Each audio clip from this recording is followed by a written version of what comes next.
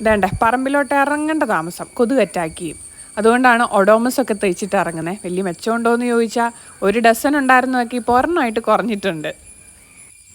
ഞാനിപ്പോൾ മെഷീൻ വരയുടെ മുന്നിൽ വന്നിരിക്കുക കേട്ടോ. അപ്പോൾ നമുക്കിനി ഷീറ്റ് അടിക്കുന്ന കാണാവേ.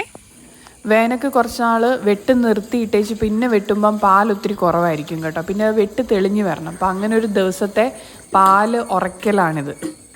വെട്ടിയെടുത്തുകൊണ്ട് വന്ന പാലുണ്ടല്ലോ നന്നായിട്ട് അരിച്ചെടുക്കും. ചണ്ടിയും ആവശ്യമില്ലാത്ത എല്ലാം മാറ്റിയിട്ട് കുറച്ച് വെള്ളവും കൂടെ ചേർത്ത് അത് നന്നായിട്ട് അരിച്ചെടുക്കുവേ.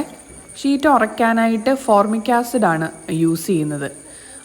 അത് നേർപ്പിച്ചിട്ട് റബ്ബർ പാൽ അളന്നെടുത്തിട്ട് ഡിഷിനകത്തോട്ട് ഒഴിക്കും. ഡിഷ് ട്രേ, റബ്ബർ ട്രേ എന്നൊക്കെയാണ് കേട്ടോ പറയുന്നത്. എന്നിട്ട് അതിനകത്തോട്ട് ഇച്ചിരി വെള്ളം ഒഴിക്കും. വെള്ളം എന്ന് പറയുമ്പോൾ നമ്മൾ നേരത്തെ ആ കഴുകി വെച്ചിട്ടുണ്ടായിരുന്നില്ലേ, അതും കൂടെ കൂട്ടിയിട്ട് എന്നിട്ട് ഇതിനകത്തോട്ടാണ് ഈ പറയുന്ന ഫോർമിക് ആസിഡ് ഒഴിക്കേണ്ടത്. അപ്പോൾ വേണ്ട ഇതും അതുപോലെ അളന്നൊഴിച്ചിട്ട് നന്നായിട്ട് അത് ഇളക്കണം. ഈ നേർപ്പിച്ച ആസിഡായിട്ടോ ഒഴിച്ചിരിക്കുന്നത്. എന്നിട്ട് ഈ പത വെട്ടി അങ്ങോട്ട് എടുക്കണം. പത വെട്ടിയിട്ടാണ് സെറ്റാവാൻ വെക്കുന്നത്. അങ്ങനെ ഒരു 30 മിനിറ്റൊക്കെ കഴിയുമ്പോഴത്തേക്കും വേണ്ടേ റെഡി ആയിട്ടുണ്ട്. ഇതുപോലെ നല്ല അലുവ പരുവത്തിൽ കിട്ടിയിട്ടുണ്ട്. ഇനിയിപ്പോൾ ഷീറ്റ് അടിക്കുന്ന പരിപാടിയാണല്ലോ, അപ്പോൾ മെഷീൻ ഒന്ന് അഡ്ജസ്റ്റ് ചെയ്ത് കൊടുക്കണം. കാരണം നല്ല കട്ടി ഉണ്ടാവും ആദ്യത്തേന്. അപ്പോൾ അങ്ങനെ അഡ്ജസ്റ്റ് ചെയ്ത് വെച്ചിട്ട് ആദ്യത്തെ അടി അടിക്കണം. പിന്നെ ഒന്ന് ടൈറ്റ് ചെയ്ത് കൊടുക്കണം. എന്നിട്ട് വേണം രണ്ടാമത്തെ അടി അടിക്കാനായിട്ട്.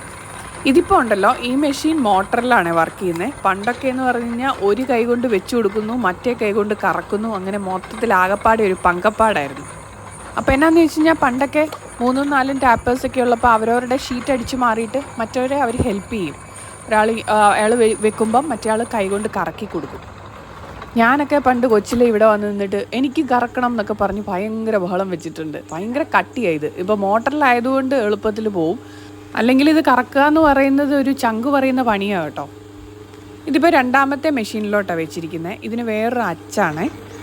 അതിനകത്ത് എങ്ങനെയാണെന്ന് ചോദിച്ചു കഴിഞ്ഞാൽ നമുക്ക് കസ്റ്റമൈസ് ചെയ്യാം നമ്മുടെ പേര്. ഇത് SVV എന്നാണ് എഴുതിയിരിക്കുന്നത്. അതായത് സൈമൺ വർക്കി വള്ളിക്കാപ്പൻ.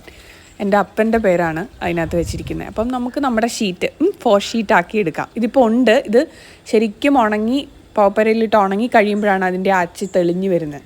ഇത് 4 ഷീറ്റ് ആക്കി കൊടുക്കണം. അപ്പോൾ ഇത് ഇന്ന് ഇങ്ങനെ ഇട്ടിട്ട് അതിൻ്റെ വെള്ളമെല്ലാം വാർന്ന് കഴിയുമ്പോൾ പിറ്റേ ദിവസം കയറ്റി പോപ്പരയിലിടും.